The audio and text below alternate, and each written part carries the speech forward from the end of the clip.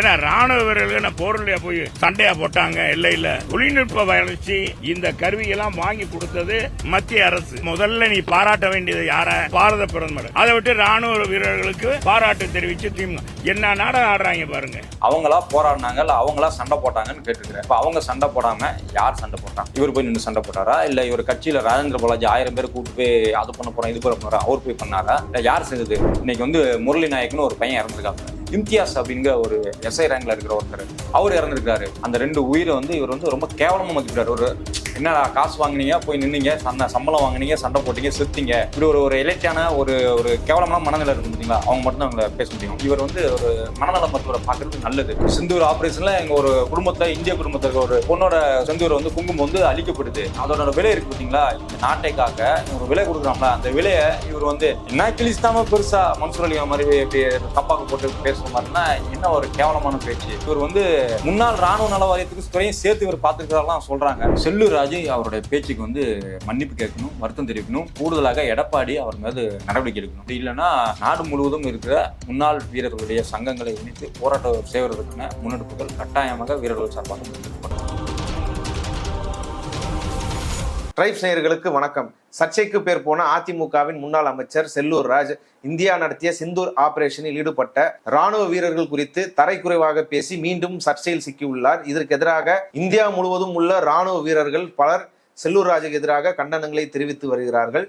அது மட்டுமில்லாமல் சோசியல் மீடியாக்களில் செல்லூர் ராஜ் மன்னிப்பு கேட்க வேண்டும் என்ற கோரிக்கைகளும் வலுத்து வருகிறது. இது குறித்து தான் இன்னைக்கு நம்ம பேச இருக்கிறோம். இது குறித்து நம்மிடையே பேசுவதற்காக முன்னாள் எல்லை பாதுகாப்பு படை வீரர் ஊடகவியலாளர் தோழர் சதீஷ் அவர்கள் நம்முடன் இணைந்துள்ளார். வாருங்கள், அவரோட பேசுவோம். வணக்கம். வணக்கம்.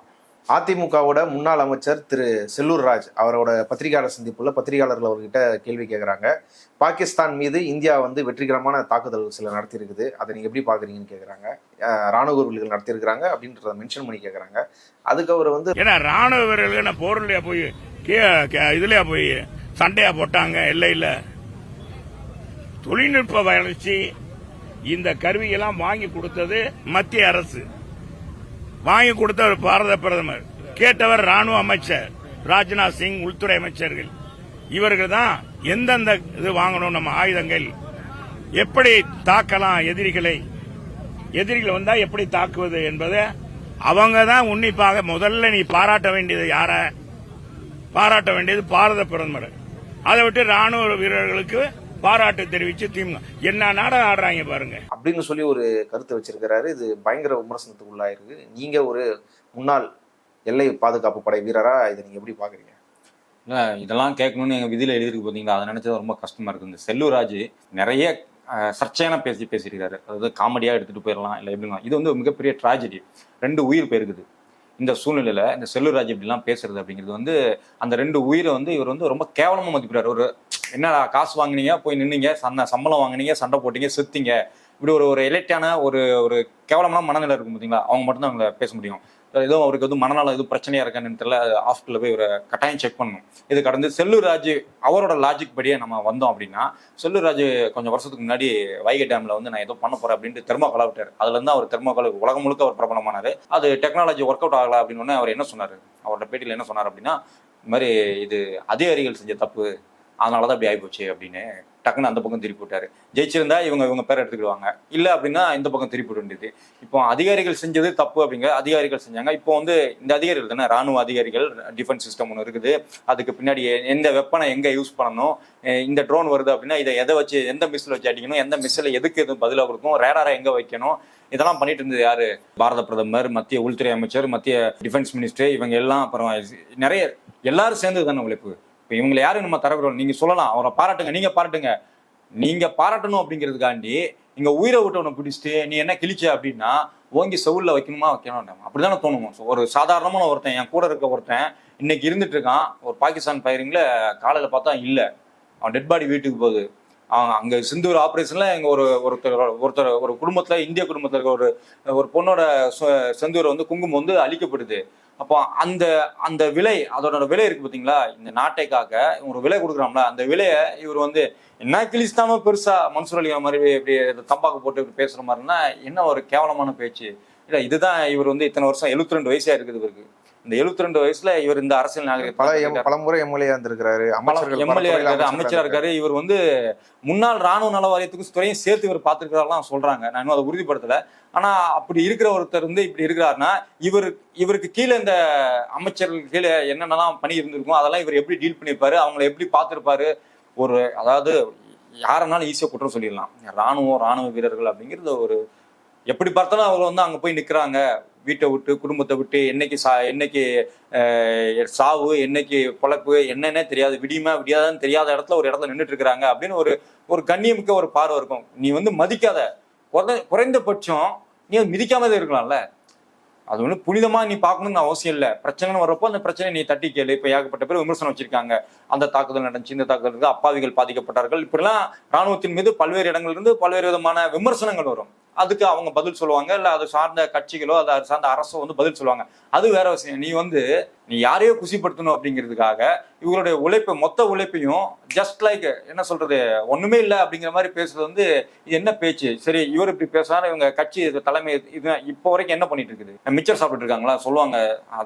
அதை வந்து அதிமுக மிச்சர் சாப்பிட்டு இருக்கிற எடப்பாடி அப்படின்னு சொல்லுவாங்க, இல்ல ஓபிஎஸ் சொல்லுவாங்க. இப்ப நான் ஓபிஎஸ் இருந்து எடப்பாடி வாங்கி வச்சுக்கிட்டாரா? குறைந்தபட்சம் இவர மாதிரி பேசுனது தப்பு அப்படின்னு சொல்ற ஒரு அறிக்கையோ இல்ல அவரை கூப்பிட்டு கண்டிச்சிருக்கோ வேணும்ல. இல்ல, உங்க ஆதங்கம் புரியுது. இப்போ நடந்துட்டு இருக்கிற இந்த தாக்குதல்கள்ல வந்து உங்க எல்லை பாதுகாப்பு படையினர்களும் வந்து ஈடுபட்டு இருந்தாங்க. நீங்க ஏற்கனவே அந்த களங்கள்ல இருந்திருக்கிறீங்க, பல பார்டர்ல வேலை செஞ்சிருக்கிறீங்க. அந்த அந்த அந்த பாதிப்புல இருந்து இவ்வளோ காட்டமா பேசுறீங்கன்றதை என்னால புரிஞ்சுக்க முடியுது. ஆனா அவரு என்ன மறுபடியும் இதுக்கு ஒரு ரிப்ளை அப்படி கொடுக்குறாருன்னா, ராணுவ வீரர்கள் குறித்து தவறாக பேசினதாக செய்திகள் வந்து பரப்பப்பட்டு வருகுது. அதோட அர்த்தம் அவர் பேசல, தவறா பேசினதா பரப்பப்பட்டு வருது. எங்க தலைவர் ஏற்கனவே அவங்கள பத்தி பெருமையா பேசிட்டாரு. எங்க குடும்பத்திலயும் முன்னாடி ராணுவ வீரர்கள் இருந்திருக்கிறாங்க, அதனால நாங்க எப்பவுமே ராணுவ வீரர்களை மதிக்கிறோம் அப்படின்னு ஒரு பதிவை மறுபடியும் போடுறது. இல்ல, எல்லாத்தையும் இது ஒரு வசனம் இருக்குது, எல்லாத்தையும் பேசிட வேண்டியது. பேசிட்டு எங்க வீட்லயும் ராணுவ வீரர் இருக்காங்கன்னா அப்ப நீ என்ன மதிக்கிற? அதாவது ஃபர்ஸ்ட் இவர் வந்து இன்னும் அவரை வந்து அக்செப்ட் பண்ணவே இல்லை. ஒருத்தன் வந்து தான் தப்பை வந்து புரிஞ்சுக்கிட்டாதான், அது தப்புன்னு புரிஞ்சுக்கிட்டாதான் அதை திருத்த முடியும். இவர் இன்னும் அதை புரிஞ்சுக்கிடவே இல்லை. இவர் யாரையோ சந்தோஷப்படுத்த எதையோ ஒருத்தரை எங்களை பிடிச்சி திட்டி விட்டுருச்சு, யாரையோ சந்தோஷப்படுத்த அவர் சொல்றாரு பாரத பிரதமர் தான் செஞ்சாருன்னு சொல்லணும் அப்படின்னு அவர் எதிர்பார்க்கிறாரு. பாரத பிரதமரை நீங்க புகழ்றீங்க, உலகமே புகழுது, இல்லை யாரும் புகழ்றாங்க, யாரும் விமர்சனம் பண்றாங்க, அது வேற விஷயம்.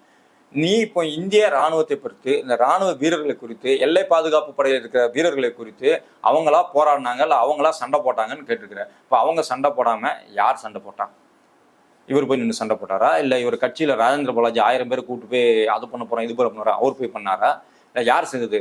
இன்னைக்கு வந்து முரளி நாயக்னு ஒரு பையன் இறந்துருக்காப்புல, இளம் சிப்பாய். அவர் இளம் சிப்பாய்னா அவங்களுடைய ஒய்ஃப், அவங்களோட குடும்பத்தோட அந்த இன்னும் எதிர்காலம் இன்னும் எத்தனை வருஷத்துக்கு அவர் இல்லாம இருக்கணும் அப்படிங்கிறது யோசிச்சு பாருங்க. அதுக்கப்புறமா இம்தியாஸ் அப்படிங்கிற அவர் ஒரு எல்லை பாதுகாப்பு படையில சுபேதார் ரேங்க் எஸ்ஐ ரேங்க்ல இருக்கிற ஒருத்தர், அவர் இறந்துருக்காரு. இப்போ இந்த 2 பேரோட உயிர், 2 பேரோட குடும்பம், இதெல்லாம் இப்போ எங்க சும்மா அங்கிருந்து கில்லி தாண்டி விளையாடிட்டு இருந்தாங்களா, கிரிக்கெட் விளையாடிட்டு இருந்தாங்களா, எதிர்த்து குண்டை வாங்கி செத்து இருக்கிறாங்க. இப்போ அவங்கள நீ வந்து யார் போராடினா? பாரத பிரதமர் தானே போராடினா? பாரத பிரதமர் இதுக்கு பொறுப்பு எடுத்துக்கிறாரு, நான் இல்லைன்னு சொல்ல. ஆனா இங்க உள்ளவங்களை நீ எப்படி நீ கேவலமா பேசலாம்? அதை நீ வந்து அக்செப்ட் பண்ண வேண்டாமா? அந்த அவருடைய ட்வீட்லயே பாத்தீங்கன்னா அவ்வளவு ஸ்பெல்லிங் மிஸ்டேக், இவ்வளவு வருஷம் அரசியல் இருந்திருக்காரு, கூட வச்சிருக்க பிஏவாவது ஒழுங்கா வச்சிருக்கணும், அது என்னன்னு தெரியல, அட்மினையாவது ஒழுங்கா வச்சிருக்கணும், பேசுகிறேன்னு எந்த ஒன்றும் தெரியாது. அந்த ட்வீட்ல போட்டுக்காரு, எங்க குடும்பமே முன்னாள் ராணுவ வீரர்களை கொண்டது, இன்று நேற்று நாளை எப்பொழுது மதிக்கிறேன், எப்பொழுது மதிக்கிறேன்னு ஒரு கேள்விக்குறி போட்டிருந்தாருன்னு வச்சுக்கோங்க. எப்பதானே நான் மதிச்சேங்கிற மாதிரி மீனிங் ஆகும். இந்த மாதிரி இவர் வேற எதுவும் போதையில இருக்காரா என்னன்னு தெரியல. ஒரு அர்த்தமே இல்லாத, ஒரு என்ன சொல்றது, வெக்கமும் இல்லாம, மானமும் இல்லாம, சுரணையும் இல்லாம, சூடும் இல்லாம, உணர்ச்சியும் இல்லாம, நம்ம எதை பேசுறோம், யாருக்காக பேசுறோம் அப்படிங்கிற ஒரு புரிதலும் இல்லாம இவரோட என்ன செயலாம் ஒரே விஷயம், நான் வந்து மோடி அவர்களை எப்படி குளிப்பாட்டுறது, என் கட்சியும் அந்த கட்சியும் இப்போ ஒன்னா இருக்குது, இப்போ நான் எப்படி அவரை குளிப்பாட்டுறது, எப்படி அவரை வந்து துதிப்பாடுறது. இந்த துதிப்பாடு நான் மறுபடியும் சொல்றேன், நீங்க துதிப்பாடுங்க, அவரை வந்து கொண்டாடுங்க, அவரை தூக்கிட்டு நீங்க எலெக்ஷன்ல ஓட்டு கேட்டுவாங்க, அதெல்லாம் வேற விஷயம்.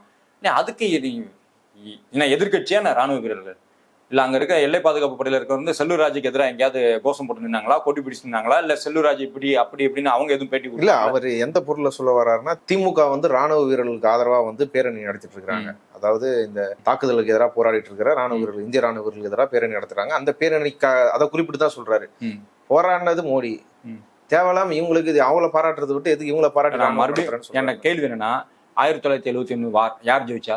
1971 ஒரு போர் நடந்தது, யார் ஜெயித்தார்? இந்தியா ஜெயித்தது, அப்படிதானே? கார்கில் வார் யார் சண்டையிட்டார்கள்? ராணுவ வீரர்கள் சண்டையிட்டார்கள், அப்படிதானே? 1965 இந்தியாவும் சைனா கூட வாரா இல்லை, எந்த போர்னாலும் நீங்க எடுத்துக்கோங்க, யாருடன் சண்டை போட்டார்? இந்தியா சைனாவோட சண்டை போட்டது, இந்தியா பாகிஸ்தானோட சண்டை போட்டது, அவ்வளவுதான். அதுக்கு மேல காங்கிரஸ் சண்டை போட்டதுன்னு எங்கேயாவது வருதா? நேரு சண்டை போட்டான்னு வருதா? இந்திரா காந்தி சண்டை போட்டான்னு வருதா? கிடையாது. இந்திரா காந்தி அந்த நிலத்துல தன்னுடைய ராஜதந்திர நடவடிக்கைகளை வச்சு இங்க டிப்ளாய் ஆகணும், இப்போ மூவ் பண்ணணும், இப்போ வேணாம் அப்படிங்கிற அந்த பொறுப்பு இருக்குது. அதுக்குண்டான பாராட்டுகளை அவர் வாங்குவார். மோடி அதுக்குண்டான கிரெடிட் சைன் பண்ணுவோம். ஆனால் இது வரைக்கும் யாராவது ஏங்க நீங்க வந்து ராணுவ வீரர்களை பாராட்டுறீங்க, இந்திரா காந்தி தானே பாராட்டணும், நேருவை தானே பாராட்டணும், அப்படி யாராவது சொல்லியிருக்காங்களா? இல்லை. ஆனா அது தோல்வி அடையும் பொழுது அப்பொழுது ராணுவ வீரர்கள் யாரும் திட்ட போறது இல்லை. இப்போ அந்த தலைவரை தான் திட்டினாங்க. நேரு வந்து இந்தியா அந்த காஷ்மீரை கொடுத்துட்டாரு, இல்ல சைனால அருணாச்சல பிரதேச இந்த ஏரியாவை கொடுத்துட்டாரு அப்படின்னு விமர்சனம் வைக்கிறாங்க. அது வேற விஷயம். ஆனா ராணுவ வீரர்களுடைய உழைப்பை, ராணுவ வீரர்களுடைய உயிரை, ராணுவ வீரர்களுடைய தியாகத்தை, ராணுவ வீரர்களுடைய எல்லை பாதுகாப்பு படை வீரர்களுடைய வேலையை, பணியை யாருமே இது வரைக்கும் குறை மதிப்பிட்டு இந்த மாதிரி பேசுனதே கிடையாது. நீங்க தப்பு செய்யும்பொழுது விமர்சனம் பண்ணலாம், அது வேற. உயிரை கொடுத்துட்டு 2 குடும்பம் நிற்குது, இன்னும் அவங்க கண்ணீர் வந்து ஆயல, அவங்க அந்த பாடி கொண்டு வந்து விட்டுட்டு போன அந்த ட்ரெயின் திரும்பி போயிருக்காது, அந்த ஃபிளைட்டு திரும்பி போயிருக்காது. அதுக்குள்ளேயும் இவர் இந்த மாதிரி வார்த்தையை சொல்றாரு அப்படின்னா எந்த மாதிரியான மனித பிறவி, எந்த மாதிரியான மனநிலையில் இருக்காரு அப்படிங்கிற. அதனாலதான் நான் முதலே சொன்னேன், இவர் வந்து ஒரு மனநல மருத்துவரை பார்க்கறது நல்லது. இதுக்கு முன்னாடி திரு சீமான் அவர்கள் வீட்டில் ஒரு பாதுகாப்பு, எல்லை பாதுகாப்பு படை வீரர் ஒருத்தர் வந்து போலீஸ் வந்து அராஜகமா கைது பண்ணது மாதிரி அந்த பிரச்சனை வந்தப்போ ஒரு ராணுவ வீரர் வந்து சொன்னாரு, பங்களா நாய் அப்படிங்கிற ஒரு வார்த்தை சொன்னார். அந்த ஒரு வார்த்தைக்காகவே ராணுவ வீரராக இருந்தாலும் நம்ம கண்டிச்சோம். அப்படிங்கிற மாதிரி செல்லூர் ராஜ் இப்ப இவர் வந்து ஒரு எம்எல்ஏவா இருந்ததுனால என்னாலும் பேசிக்கலாமா? நீ யாரை குறித்து பேசுற, என்ன பேசுற, தப்பு செஞ்சிருந்தா இல்ல. அப்ப அவர் அந்த சர்ச்சையான பிறகு அதுக்கு கொடுத்த விளக்கமும் உங்களுக்கு இப்படி எல்லாம் அதுல போட்டோ வணக்கம் மன்னிப்பு கேட்கற மாதிரி அவர் கோயிலுக்கு முன்னாடி வச்சிருக்காரு. அது ஒரு வேலை அவர் வந்து இது வந்து அவங்களுக்கு வந்து புதுசு கிடையாது, இதெல்லாம் ரொம்ப கம்மி. அந்த கட்சி அவரோட இதை எடுத்து பார்த்துக்கிட்டிங்கன்னா ஃபர்ஸ்ட் டயரு கீழே கிடந்தாங்க, ஃபர்ஸ்ட் டேபிள் கீழே கிடந்தாரு அவர் தலைவர், அதுக்கப்புறமா டயரு கீழே கிடந்தாங்க, அப்புறமா மோடி காலிலே விழுந்து கிடக்குறாங்க. இப்போ ஒரு கட்சி, ஒரு கூட்டணி இருக்குது. இந்த கூட்டணியை வந்து தலைமையாக இருக்கிறது யாருன்னா தலைமை இருக்கிறது அவர் தான் சொல்லணும். நான் தலைமை, என்னோட தலைமையில் இது மாதிரி நடக்கும்னு சொல்லணும். ஆனால் அந்த கூட்டணி கட்சி தலைமையை இன்னொருத்தர் அறிவிக்கிறார், அமித்ஷா அறிவிக்கிறாரு, பாரதிய ஜனதா கட்சி அதிமுக கூட்டணி யார் தலைமையில்? எடப்பாடி தலைமையில் அப்படின்னு சொல்றாரு. எடப்பாடி தலைமையில் அதுக்கு மேல ஒரு தலைமையா இருந்துட்டு அமித்ஷா பேசுறாரு. அந்த உணர்வு கூட இல்லாம என்ன சொல்றது, மோடிஜி ஜிந்தாபாத் அப்படின்னு சொல்லிட்டு இருக்க இந்த கும்பல் இவங்க வந்து ராணுவ வீரர்களை பத்தி பேச என்ன அருகதை இருக்குதுன்னு கேட்குறேன், என்ன தகுதி இருக்குதுன்னு கேட்குறேன். செல்லூர் ராஜு அவருடைய பேச்சுக்கு வந்து மன்னிப்பு கேட்கணும், வருத்தம் தெரிவிக்கணும். கூடுதலாக எடப்பாடி அவர் மீது நடவடிக்கை எடுக்கணும். அவர் தன்னுடைய பேச்சை உணர்ந்து வருத்தம் தெரிவிக்கணும். சும்மா இந்த ப்ரெஷர்லாம் பேசணும் அவசியம் இல்லை. அது வந்து ஒரு புரிதல் இல்லை. அது மறுபடியும் அதே மாதிரி தான் நம்ம பேசுவார். அவர் மனசுல வந்து என்ன பேசினாரோ, எந்த அர்த்தத்தில் பேசியிருந்தாலும் அந்த பேச்சு டெலிவரி ஆகிறது வந்து தப்பான ஒரு அர்த்தம். அது குறித்து அவர் வந்து மனமார்ந்த ஒரு மன்னிப்பு கேட்கணும். அப்படி இல்லைன்னா நாடு முழுவதும் இருக்கிற முன்னாள் வீரர்களுடைய சங்கங்களை இணைத்து போராட்டம் செய்வதற்கான முன்னெடுப்புகள் கட்டாயமாக வீரர்கள் சார்பாக முன்னெடுக்கப்படும். நல்லா யோசிச்சு பாருங்க. ஃபர்ஸ்ட் ஜெயலலிதா அவங்கள வந்து அடக்கமே பண்ணிட்டாங்க. யார் கையில? பிஜேபி கையில. அது முடிஞ்சதும் தமிழ்நாட்டை வந்து அடமானம் வச்சாங்க பிஜேபிட்ட. நீட்டா கையெழுத்து போடு, சிஏஏ என்ஆர்சியா கையெழுத்து போடு, நீ என்னன்னாலும் கொண்டு வா, நான் உனக்கு கையெழுத்து போடுதேன், அலம்பா நான் உங்களை அடிமை அப்படின்ட்டு தமிழ்நாட்டை அடக வச்சாங்க. சரி, ஆட்சியிலிருந்து அகற்றி போட்டாங்க தமிழ்நாட்டு மக்கள். நீ கிழிச்சதெல்லாம் போதுண்டா, உங்களால நாங்க பட்டது போதுண்டா, முன்னேறிட்டு இருந்த தமிழ்நாட 10 வருஷம் பின்னாடி கொண்டு போயிட்டேன்னு தூக்கி அடிச்சா உட்காந்துட்டு இப்ப கட்சி ரத்தத்தின் ரத்தங்கள் கட்சிக்காரனே வந்து புலம்பிட்டு இருக்கிறான். பாரதிய ஜனதா கட்சி அதிமுக வந்து கூட்டணி இல்லை அப்படின்னு சொன்னோன்னே வெடி வச்சு கொண்டாடின ஒரே பார்ட்டி இவங்களதான் இருக்கும். ஏன்னா பாரதிய ஜனதா கட்சி பீட தொலைஞ்சது அப்படிங்கிற அளவுக்கு இங்க இந்த அதிமுக உணர்வாளர்கள் இருந்த இந்த இடத்துல மறுபடியும் கட்சியை கொண்டு அடமானம் வச்சாங்க. இனி வரப்போற தேர்தலில் எதனால அடமானம் வைப்பாங்க? தன்னுடைய மானத்தை, மரியாதையை ஏற்கனவே அடமானம் வச்சவங்க இப்ப தமிழ்நாட்டு மக்களையும் அடமானம் வைக்கிறதுக்கு ரெடியா இருக்கு. அந்த கூட்டணிக்காக இவங்க சேர்ந்திருக்காங்க. இந்த மாதிரி அடமானம் வைக்கக்கூடிய கட்சி, அதாவது அதிமுக அப்படிங்கிறதுக்கு போன மாசம்ன்றானா அதிமுகவுக்கு அந்த ஆக்ட் இருக்கு பாத்தீங்களா, அந்த ஆக்ட் வந்து அமித்ஷா அப்படின்னு பேர் வச்சாங்க. இப்ப இந்த மாசம் வந்து எனக்கு இவங்க பேட்டியெல்லாம் பார்க்கும்போது அடமானமான இப்படிதான் எனக்கு தோணுது. அடுத்த மாசம் பாத்தீங்கன்னா அசிங்கமான அப்படின்னு வரும். ஸோ இந்த மாதிரி ஒரு கட்சி தன்னுடைய கட்சியை, தன்னுடைய தொண்டர்களை, தன்னுடைய உழைப்பை, இத்தனை வருட பாரம்பரியத்தை, அப்புறமா தமிழ்நாட்டின் ஒரு சுயமரியாதையை, சமூக நீதியை மொத்தத்தையும் பார்ப்பனிய பனியா கட்சியான பாரதிய ஜனதா கட்சி காலடியில அடமானம் வைக்கிற இந்த கட்சியில இருந்து இவர் இப்படி பேசலானதான் ஆச்சரியங்கிறது. இப்ப எனக்கு ஆக்சுவலி உங்களுக்கு தேவை அப்படின்னா அதிமுக கட்சியை வந்து மோடி தான் நடத்துறாரு, மோடி தான் அதுக்கு பால்வெட்டி சீராட்டி வளர்க்குறாரு, மோடியோட உழைப்புல தான் அதிமுக இவ்வளவு பெரிய வளர்ச்சி வளர்ந்துருக்கு, மோடியை கொடுத்த சின்னம் தான் ரெட்டலை கூட வாய்க்கு வந்து என்னன்னாலும் பேசுங்க. உங்கள் உரிமை, உங்கள் வாய் உங்கள் உரிமை, உங்களோட பேச்சு, அதுக்கு முழு சுதந்திரம் உங்களுக்கு உண்டு. ஆனா சம்பந்தமே இல்லாம ராணுவ வீரர்களை குறித்து உனக்கு பேச வேண்டிய என்ன அவசியம் இருக்குது? திமுக கொண்டாடுது, உனக்கு திமுக கொண்டாடு, நீ திமுக கவுண்டர் பண்ணு. உனக்கு எதிர்க்கட்சியா நீ திமுக பாக்குற, அது கொண்டாடுதுன்னா அதே மாதிரி நீ ஒண்ணு கொண்டாடணும், இல்ல அதே மாதிரி நீ ஒரு ஸ்டெப் எடுக்கணும். ஒரு நல்ல அரசியல் பண்றாங்கன்னா அந்த நல்ல அரசியலுக்கு நீ ஒரு நல்ல அரசியலை தான் நீ அதுக்கு மாற்றம் வைக்க முடியும். அதற்காக எதை வைத்து அவர்கள் பேசுகிறார்களோ அவங்கள போய் நீ அடிச்ச அப்படின்னா, இப்போ ஏழைகளுக்காக ஒரு நலத்திட்டம் கொண்டு வராங்க அப்படின்னா இந்த சீமான் பேசுற மாதிரி, ஏன்டா இவனை ஏழையாவே இருக்கு, ஏன்டா உனக்குலாம் அறிவு கிடையாது, நீ சம்பாதிக்க மாட்டியா அப்படின்னு கேட்பறல, அதே மாதிரி இருக்குது. நீ என்னடா ராணுவ வீரனை பிடிச்சி நீ திட்டிட்டு இருக்கிற, இதெல்லாம் என்ன லாஜிக்கானதா சொல்லுங்க? அந்த மாதிரி லாஜிக்கே இல்லாம பேசுறது. அது என்னன்னா கூடுதலா இப்ப என்னன்னா பாரதிய ஜனதா கூட நிச்சுக்கலாங்களா. ஸோ கொஞ்சம் குறைந்தபட்சம் இந்த சமூக நீதிக்கான தமிழ்நாடு, அங்க இருந்து வர்ற அந்த முதிர்ச்சியான அரசியல் பேச்செல்லாம் கரைஞ்சு போய் கூட்டணி வச்சிருக்கிற இடத்துல இருந்து இந்த காத்து அடிக்குது. அதுதான் செல்லூர் ராஜு வார்த்தையா வெளியில வருது. ஏற்கனவே புல்வாமா தாக்குதல் அப்போ கூட மோடி அதை வச்சு அரசியல் செய்யறாரு அப்படின்ற ஒரு விமர்சனம் வந்தது. இப்போ நடந்த பகல்காம் தாக்குதலுக்கு பிறகும் கூட அந்த காஷ்மீருக்கு நேரடியாக போய் சந்திக்காம, இல்ல அனைத்து கட்சி கூட்டத்திலையும் கலந்துக்காம பீகார் தேர்தல் பிரச்சாரத்துல போய் அதை பேசுறாரு. அப்போ இதுலயும் அரசியலாக தான் பாக்குறாருன்ற விமர்சனங்கள் சமூக ஆர்வலர்களாக முன்வைக்கப்பட்டது. செல்லூர் ராஜ் இப்போ சொல்ற இந்த கருத்து, இது ஒட்டுமொத்தமா யார் அதுல நேரடியா ஈடுபடுறாங்களோ அவங்களை கழிச்சுட்டு ஒட்டுமொத்தமா மோடி தான் சொல்ற அந்த பிரச்சாரம் இருக்குதுல்ல, அப்போ மறுபடியும் அது நிரூபிக்கப்படுதோ அப்படின்ற ஒரு சந்தேகம் இருக்குது. அதை நீங்க எப்படி பாக்குறீங்க? புல்வாமால இறந்தப்போ 44 வீரர்கள் அவருடைய போட்டோ வச்சு மோடி ஓட்டு கேட்டார். இப்போ அது அரசியல் தான் அப்படின்னு நம்ம புரிஞ்சுக்கிட முடியுது. ஏன்னா இது நாள் வரைக்கும் யாருமே இறந்து போன ராணுவ வீரர்களை போட்டோ வைத்தோ அவர்களை பேர்களை வைத்தோ ஓட்டு கேட்கலாம் போனது கிடையாது. அவர்களுக்கு மரியாதை செய்வார்கள். இங்கே தமிழ்நாட்டில் மதுரையில் ஒரு ராணுவ வீரர் இறந்தப்போ அவருக்கு அஞ்சலி செலுத்துறதுக்காக பிடிஆர் போன பொழுது அதுல அரசியல் பண்ணாங்க. அண்ணாமலை செருப்பு எடுத்து ஏரியா வச்சு பிளான் பண்ணி ஆடியோலாம் மாறிச்சு. ஆமா, அதெல்லாம் சிக்கியது. அந்த அளவுக்கு ஒரு கேவலமான அரசியல் பண்ணிட்டு இருக்கிற அந்த பாரம்பரியத்தை வைத்து பார்க்கும் பொழுது பாத்தீங்கன்னா, ஆமா இது அரசியலா இருக்காதா அப்படின்னு சந்தேகம் எனக்கும் தோணுது. அந்த சந்தேகத்தை உறுதி செய்ய முடியல அப்படிங்கிறதுக்காண்டி அது கேள்விகள் இல்லைன்னு ஆகிவிடுது. அப்படி அரசியல் இல்லை அப்படின்னா இதெல்லாம் பாரதிய ஜனதா கட்சி கூட்டணியில் இருக்கிற அதிமுக இருக்கிற ஒரு முன்னாள் அமைச்சர் முக்கியமான தலைவர் பேசியிருக்காரு. அப்போ கூட்டணி கட்சியில இருக்கிற பாரதிய ஜனதா கட்சி இதுக்கு என்ன பதில் சொல்ல போகுது? இது குறித்து எதுவும் கண்டனம் தெரிவிச்சிருக்காங்களா? குறைந்தபட்சம் தமிழ்நாட்டு அளவில் நயினார் நாகேந்திரன் ஏதாவது இல்ல அவர் அந்த மாதிரி பேசியிருக்கிறது தப்பு அப்படின்னு சொல்லியிருக்காரா? இல்ல. ஆனா இதை அவங்க மௌனமா இருக்கணும் அதை ஆதரிக்காங்களா? மோடி இதுக்காக பேசுவாருன்னு எனக்கு தெரியல. அது பேச முடியாது, இல்ல பேசுறதுக்கு வாய்ப்பு இல்லை. ஒரு பெரிய பிரதமர் அமைச்சருக்கு இதுக்கு நேரம் இருக்காது.